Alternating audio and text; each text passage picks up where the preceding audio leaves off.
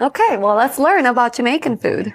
Jamaican food is influenced by the island's complex cultural heritage, which includes indigenous Taino, African, European, primarily British and Spanish, East Indian, Chinese, and Middle Eastern influences, a melting pot of cultures. So first, they had the indigenous Taino influence. The original inhabitants of Jamaica, the Taino people, were known for their use of native plants and animals. They introduced techniques such as grilling meats on wooden frames, which evolved into jerk cooking. Then we had Spanish colonization from 1494 to 1655. When the Spanish arrived in Jamaica in 1494, they brought new foods such as pig, cattle, and goats, as well as methods of curing and preserving meat. They also introduced crops like plantains and sugarcane. Then the African influence from 1600s to 1800s. The most profound influence on Jamaican food comes from enslaved Africans who were brought to the island during the transatlantic slave trade. Africans introduced ingredients like yams, bananas, ackee, and okra, along with cooking techniques like stewing and roasting. The concept of jerk seasoning, which is a mix of spices used to marinate and smoke meats,